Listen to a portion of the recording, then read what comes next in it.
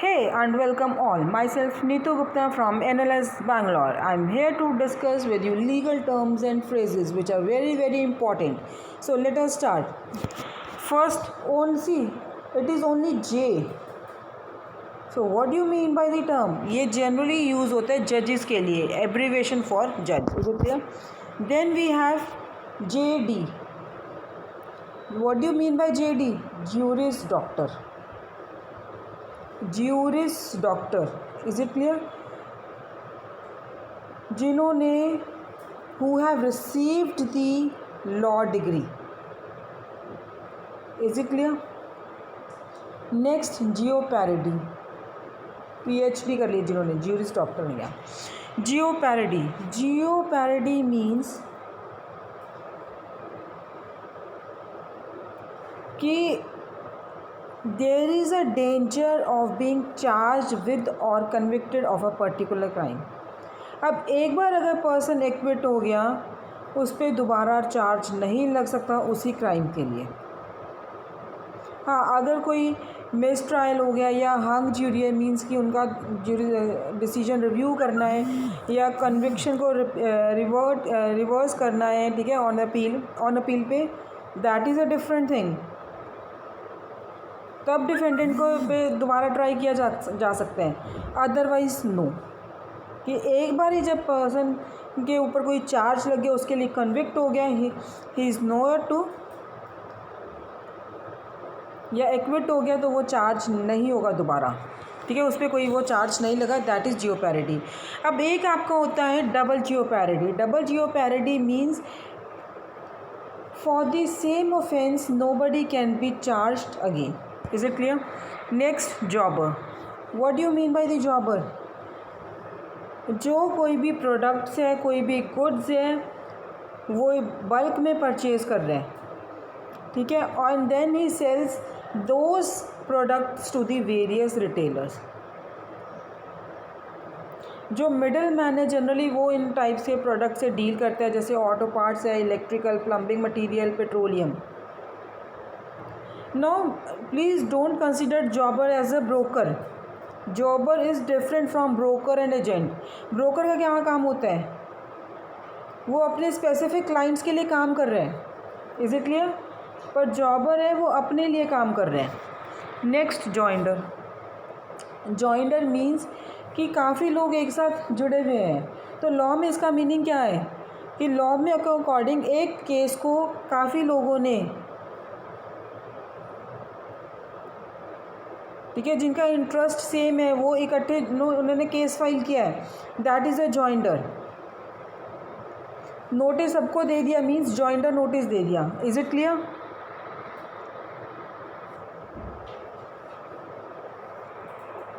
Is it clear joinder?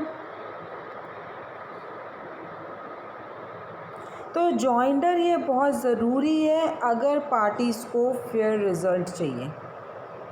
Is it clear? Next, joinder of issue. Now what is joinder of issue?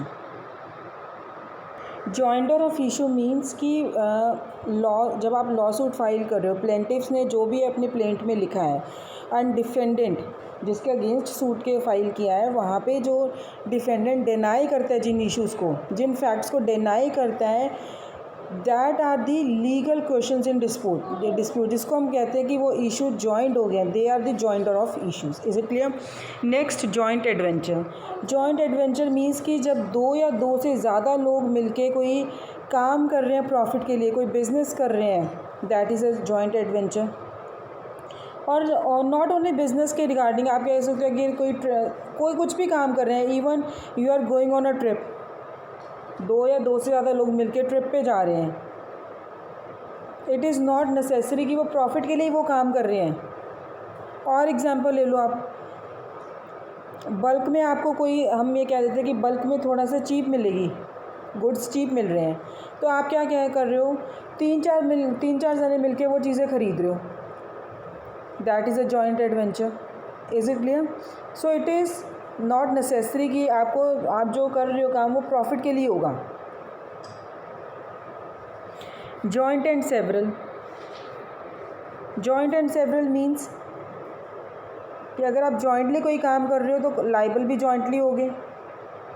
So it refers to a debt or judgment for negligence in which each debtor or each judgment defendant is responsible for the entire amount of the debt or judgment. Is it clear? That is a joint and several. Is it clear? Next, joint custody. अब suppose divorce cases में है, court ने क्या decision दिया है, that two upon the agreement of the parties कि बच्चे की जो कस्टडी है वो पेरेंट्स शेयर करेंगे. That is joint custody. तो दो तरह की कस्टडी होती है. एक आपकी कस्टडी होती है physical and other is legal. अब जॉइंट फिज़िकल कस्टडी क्या है? जॉइंट फिज़िकल कस्टडी मीन्स, इसका मतलब ये नहीं है कि एग्जैक्टली डिवीज़न होगी, but that depends upon the reasonable time. जैसे अभी मैंने आपको बोला कि बच्चे की कस्टडी को पेरेंट्स शेयर करेंगे,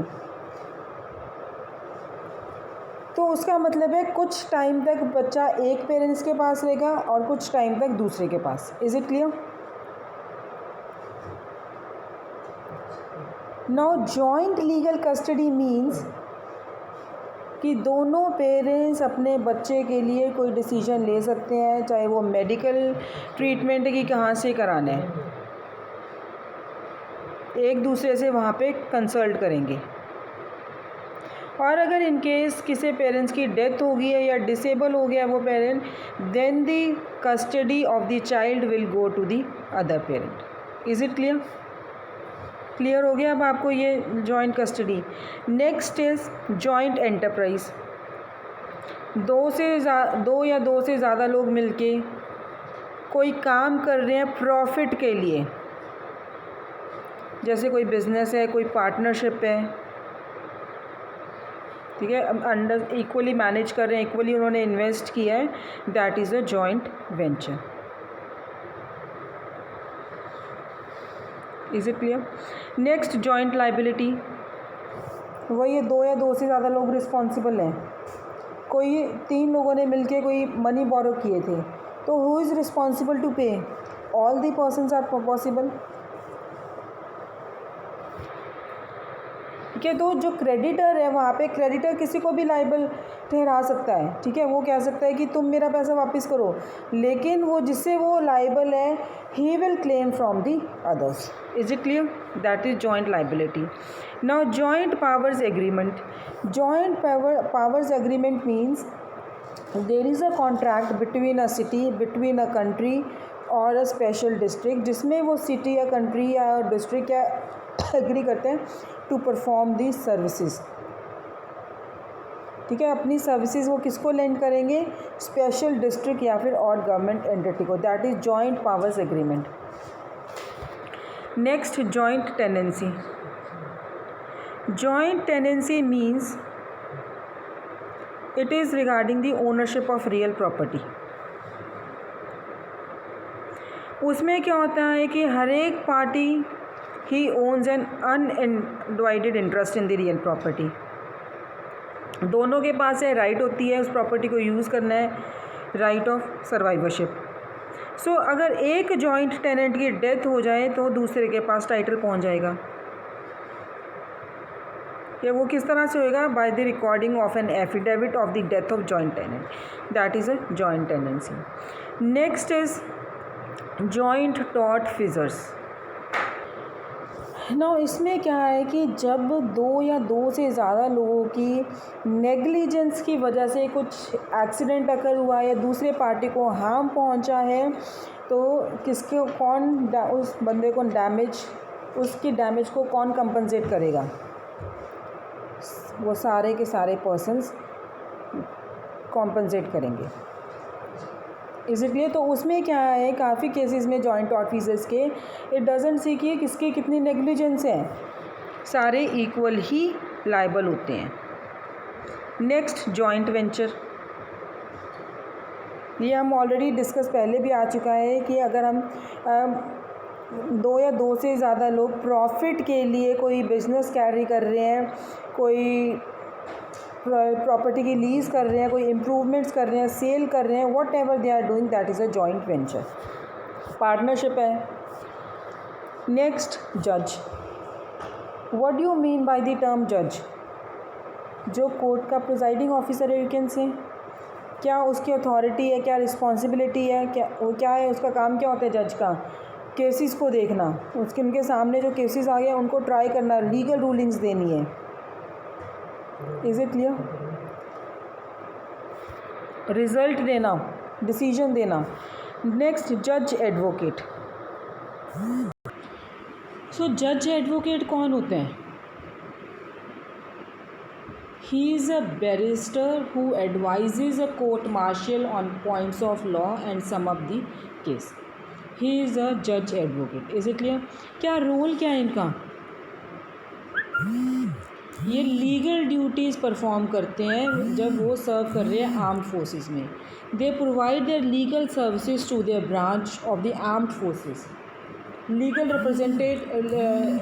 रिप्रेजेंटेशन करते हैं आर्म्ड फोर्सेस के मेंबर्स की। ठीक है, तो जज advocate, he is admitted to the armed services as an officer, he is अ जज एडवोकेट। Is it clear? जज एडवोकेट जनरल। अब जज एडवोकेट जनरल कौन है? जज advocate general, he is a principal judicial officer for military branch. ठीक है, military branch के लिए या फिर आर्म्ड फोर्सेस के लिए he is a judicial officer. Typically कौन है? सीनियर जज advocate. Is it clear? Senior जज advocate. Next, judgment. Everybody knows about the judgment. क्या है कि जो कोर्ट फाइनल डिसीजन दे रहा है, दैट इज़ अ जजमेंट। कोई लॉ सूट में, सिविल सूट में है, कोई क्रिमिनल प्रोसिक्यूशन में है, अपील में है, तो that final decision is a judgment. ठीक है, इंटरलोकेटरी तो नहीं है क्योंकि वो इन बिटवीन दे रहे हैं, and it is not a final. Interlocutory orders है, इंटरलोकेटरी जजमेंट है, ये फाइनल नहीं है, so it is not a judgment. Next, judgment by default. Judgment by default, default judgment. Judgment creditor. Now what do you mean by the judgment creditor?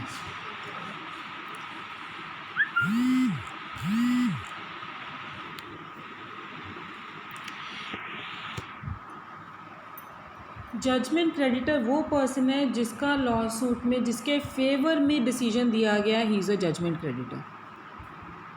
Is it clear? Next, judgment date.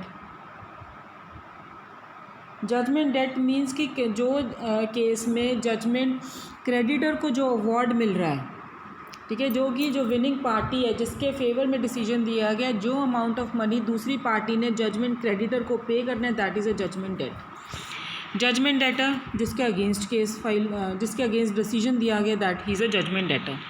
Is it clear? Now, judgment notwithstanding the verdict. इसको generally judgment NOV बोलते हैं, judgment notwithstanding the verdict. Is it clear? या फिर simply आप NOV भी कह सकते हो इसको।